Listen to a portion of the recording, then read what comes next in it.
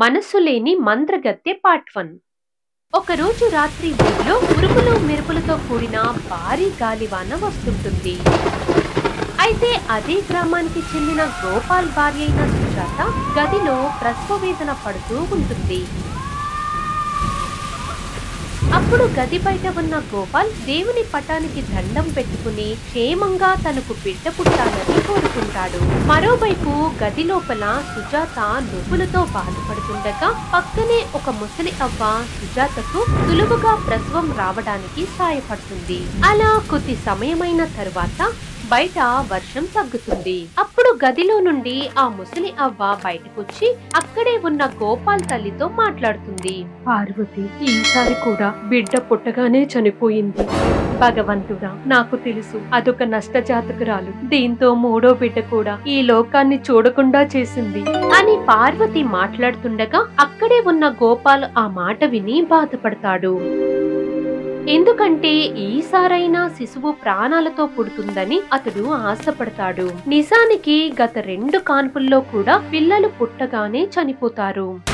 అయితే ఈసారి కూడా అలాగే జరగడంతో గోపాల్ బాధగా తన తల్లితో మాట్లాడుతూ, అమ్మా, ఎప్పటిలాగే చనిపోయిన ఆ బిడ్డను దూరంగా తీసుకెళ్లి పడేయి. బాధపడకురా, ఏదో రోజు మనకి మంచి జరుగుతుంది అని గోపాల్ కి ధైర్యం చెప్పి అక్కడ నుండి సుజాత ఉన్న గదిలోకి వెళ్తుంది. ఆ తరువాత పార్వతి చనిపోయిన బిడ్డను గుడ్డలో చుట్టుకుని ఇంటి నుండి బయలుదేరుతుంది. అలా రాత్రిపూట లాంతర్ లైట్ పట్టుకుని నడుస్తూ వెళ్తున్న ఆమె శ్మశానం వైపు కాకుండా ఊరికి కొద్ది దూరంలో ఉన్న గుహ వైపుగా వెళ్తుంది. అప్పుడు చివరిగా పార్వతి ఆ గుహ దగ్గరికి చేరుకుని లోనికి వెళ్ళినప్పుడు అక్కడొక మంత్రగత్తె పూజలు చేస్తూ కనిపిస్తుంది. అయితే ఆ మంత్రగత్తె మంత్రాలు చదువుతూ ఉండగా ఎదురుగా ఉన్న మంట బగబగా మండుతుంది. చివరిగా మంత్రగత్తె పూజ ముగించుకుని కళ్ళు తెరుస్తుంది. మీరు చెప్పినట్టే బిడ్డ చనిపోయింది. ఇదిగో మీరు అడిగినట్టు చచ్చిన ఈ బిడ్డ శవాన్ని తీసుకొచ్చా. నిజానికి పార్వతి తన వంశం అభివృద్ధి చెందాలనే ఆశతో ఈ మంత్రగత్తె చెబుతున్న మాటలను పాటిస్తుంది. ఆ విధంగా చనిపోయిన బిడ్డను మంత్రగత్తె వద్దకు తీసుకొస్తుంది. అప్పుడు ఆ మంత్రగత్తె సంతోషపడుతూ బిడ్డ శవాన్ని పార్వతి చేతిలో నుండి తీసుకుంటుంది. ఇకపై మీ జీవితాలు మారబోతున్నాయి పార్వతి. అయితే ఈసారి సుజాతకు పుట్టబోయే బిడ్డ ప్రాణాలతోనే పుడుతుంది కదా? అవును, అలాగే జరుగుతుంది. నువ్వేం దిగులు పడకు అని చెప్పి మంత్రగత్తె కొన్ని మూలికలు పార్వతి చేతికి ఇస్తుంది. వాటి పసరను పాలల్లో కలిపి 3వ అమావాస్య రోజు నాడు సుజాతకు ఇవ్వమని చెబుతుంది.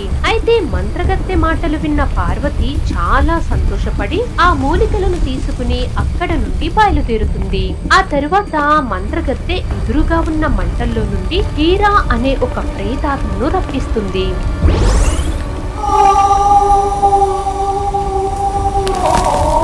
అయితే ఆ ప్రేతాత్మ బయటకు వచ్చే సమయంలో అక్కడంతా కంపిస్తుంది. ఎందుకు నన్ను పిలిచావు? ఇప్పుడు నేను ఏం చెయ్యాలి? తొందరపడకు, నువ్వు చెయ్యాల్సిన పని చాలా ఉంది. ఈ లోపు సరదాగా ఒకసారి గ్రామం మొత్తం చూసిరా అని మంత్రగత్తె అనడంతో ఆ ప్రేతాత్మ సంతోషపడి గుహలో నుండి బయలుదేరుతుంది. ఆ తర్వాత మంత్రగత్తె తన మాయా శక్తితో కత్తిని సృష్టించి తన అరచేతిని కోసుకుంటుంది. అప్పుడు చేతి నుండి వచ్చిన ఆ రథపు చుక్కలు మంత్రగత్తె ఒడిలో ఉన్న శిశువు శవంపై పడుతుంది. ఎప్పుడైతే మంత్రగత్తె అలా చేసిందో అప్పటి వరకు ఎటువంటి కదలిక లేని శిశువు ఏడవడం మొదలు పెడుతుంది. ఎవరైనా నా కంట పడితే బాగుండు. మనిషి మొహంలో భయాన్ని చూసి చాలా కాలమైంది అని ఆ ప్రేతాత్మ మనుషుల కోసం వెతుకుతుంది.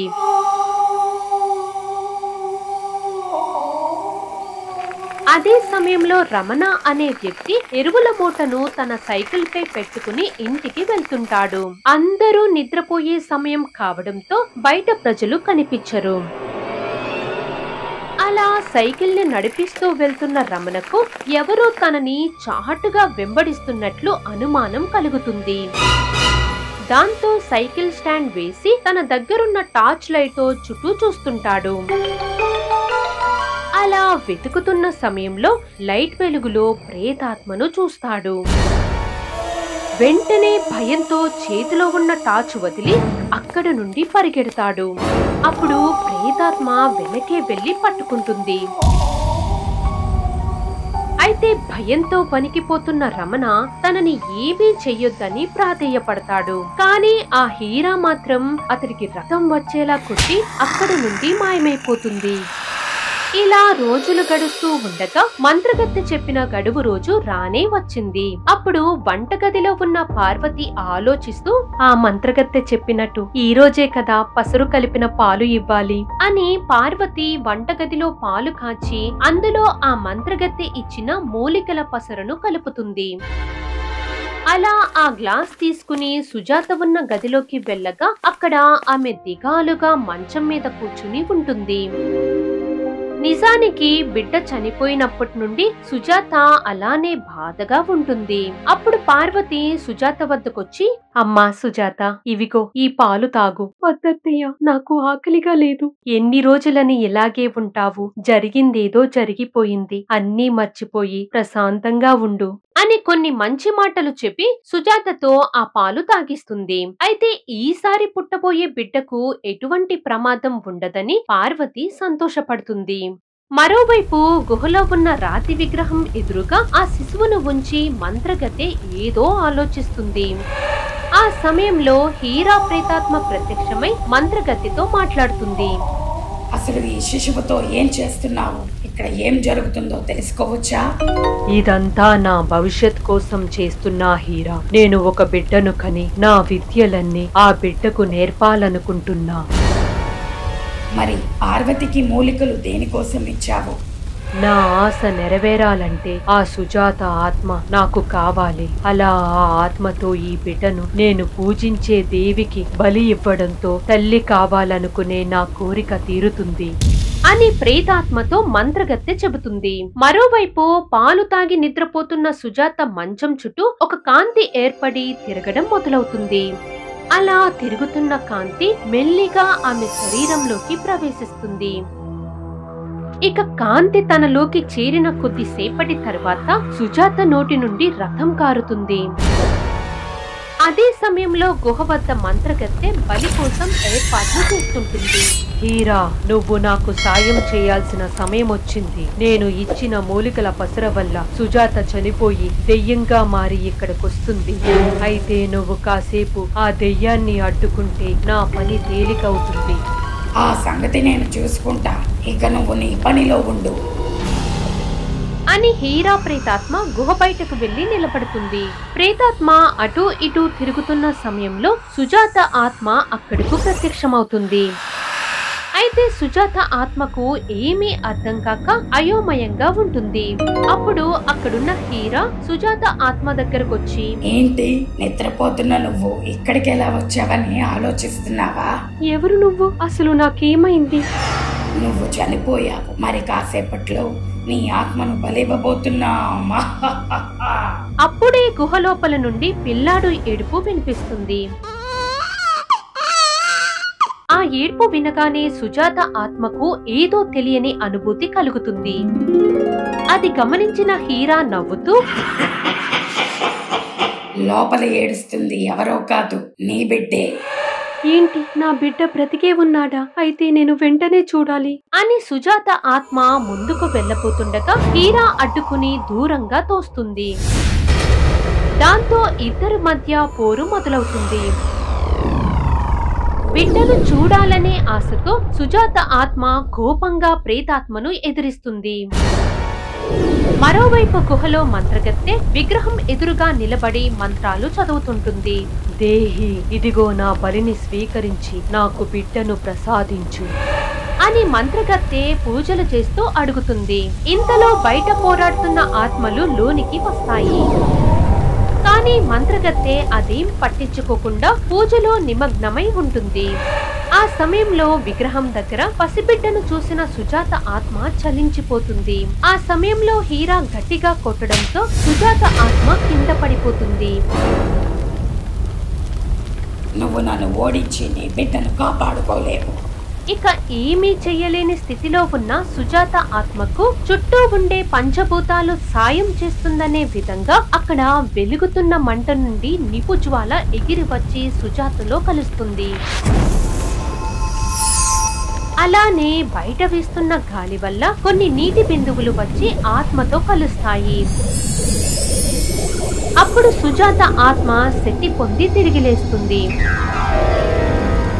వెంటనే సుజాత కోపంగా వెళ్లి ప్రేతాత్మతో పోరాడి ఓడించి అంతం చేస్తుంది. ఆ తరువాత బలి ఇవ్వడానికి సిద్ధంగా ఉన్న మంత్రగత్తె దగ్గరకు వెళ్ళగా ఆ మంత్రగత్తె సుజాత ఆత్మతో, ఒక అడుగు దూరంలో ఉన్నా దయచేసి చెడగొట్టకు. నీ స్వార్థం కోసం నా నుండి బిడ్డను వేరు చేశావు, అలానే నన్ను కూడా చంపేశావు. ఇదంతా దేనికోసం? అప్పుడు మంత్రగత్తె తాను తల్లి అవ్వడం కోసమే ఇదంతా చేశానని అంటుంది.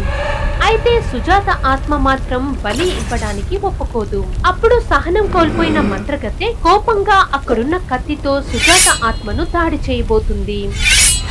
వెంటనే సుజాత ఆత్మ పక్కకు తప్పుకుని ఆ మంత్రగత్తె చుట్టుకు నిప్పు పెడుతుంది.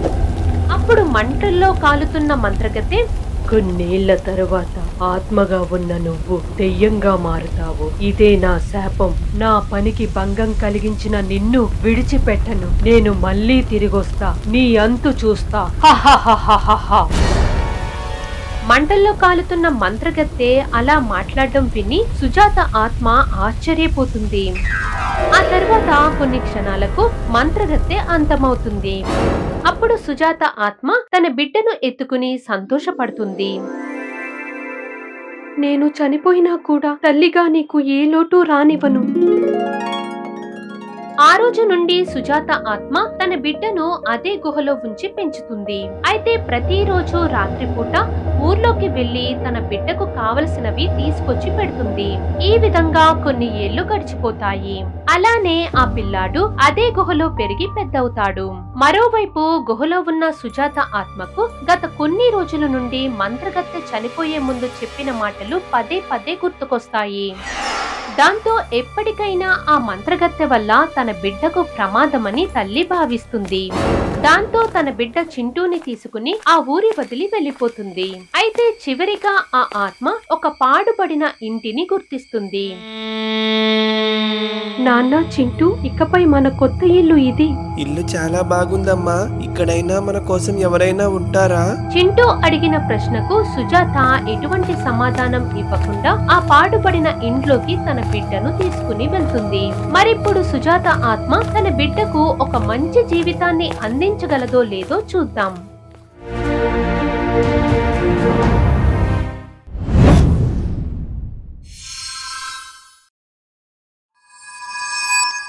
For more horror stories, please subscribe our channel.